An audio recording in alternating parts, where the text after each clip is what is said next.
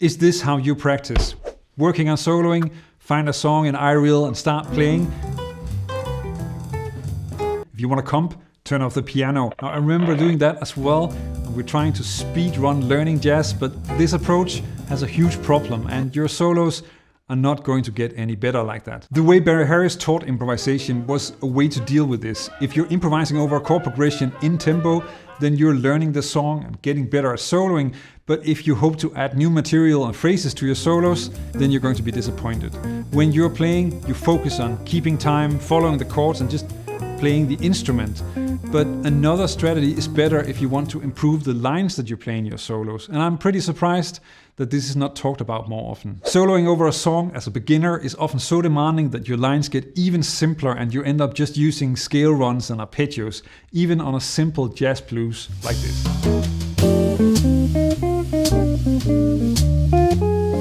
There's nothing wrong with lines like this. They're just a bit boring and you probably also run into places in the form where you can't move from one chord to the next with any kind of flow. Your goal is to play simple but more exciting lines with embellishments, better rhythm and better phrasing. Something like this.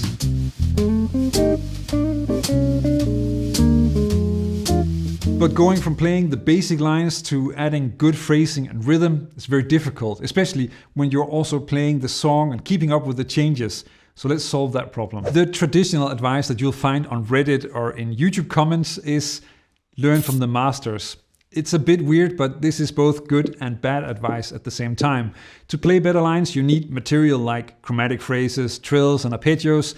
And it's relatively easy to find in lessons online or check out solos from great players that will give you that material. But you also need to get it into your playing. And that's much more complicated. The learn from the master's way of learning is of course learning solos by ear and playing along with the recording to really get it into your system. And that's very useful for a lot of things. But it's not enough to take the material from the solos and make it a flexible part of your playing. I know this from experience, both with my own playing and with students. It's very possible to learn entire solos by ear and still have really crappy lines in your own playing. For some reason, nobody talks about incorporating vocabulary. And I suspect because the people saying learn from the masters often don't play anything like the masters and just want to sound like they know what they're talking about when they're anonymous on the internet. Barry Harris' approach deals with this quite well, so as an experiment, I'm going to use that approach to learn from a Grant Green line. It's a little bit like Barry Harris checking out a Grant Green solo, though I'm not sure what he actually thought about Grant's playing. What I mean with the Barry Harris approach is how he taught soloing by composing solos for the students to play and explain how the different parts of the solo worked, sometimes describing it with theory and scales, and other times referencing how a specific artist like Bud Powell or Charlie Parker might play a certain phrase. Here's a great Grant Green phrase, but it's a bit tricky to use and I'll explain why in a bit.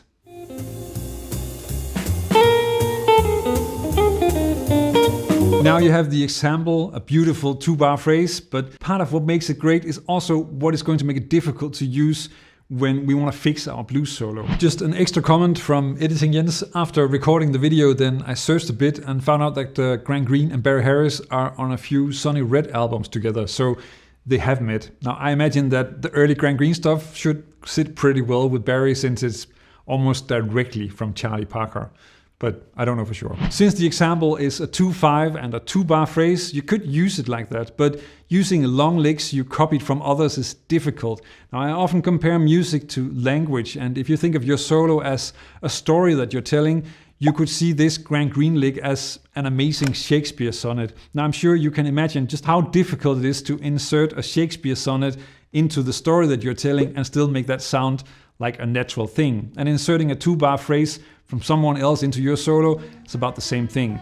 When you learn solos by ear and play them with the recordings, then what you learn is not big chunks that you insert into your solos. You learn phrasing, timing, hearing how the solo sits in the song, and as you will see, you can also take the solo and turn it into some great building blocks to make your own phrases. Let's look at what is difficult about the phrase and how to fix it, and then I'll talk a little bit about how Barry used this approach. Instead of trying to use the entire phrase, it makes sense to split it up into smaller phrases and start working on using those. Sadly, you can't go to a Barry Harris masterclass. You need to find vocabulary and create your own lines, so be your own Barry Harris, so to speak. Now, finding the building blocks that make up the phrase is a little bit open to interpretation, as you will see. Now, you may analyze this differently from me, which is perfectly fine. It is about taking the inspiring parts and looking for ways to incorporate those into our own playing. Here's how I think about it. The first part is a 3-note chromatic phrase. Not really that game-changing. Then you have a major 7 pivot arpeggio with a leading note.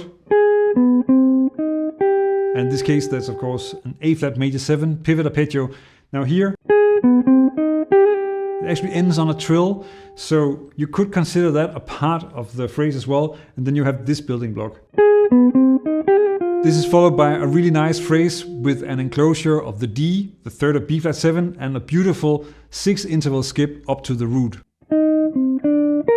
Now, you could also consider the trill and the enclosure as one building block, and that might work really well with the F blues.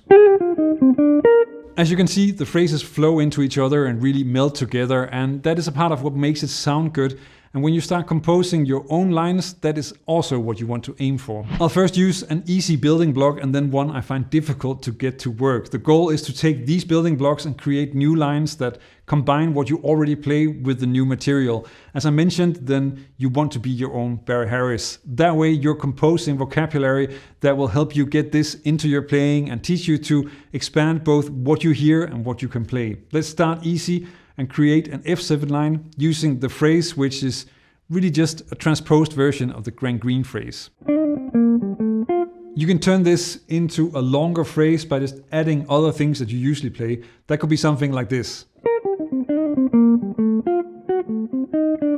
And here it really becomes an entire 2-5 to B-flat. For me, it really pays off to spend a lot of time trying to compose lines and get used to how this building block works and fits with all the other stuff that I play. Another variation could be this one, which I think has a more elegant resolution to B-flat.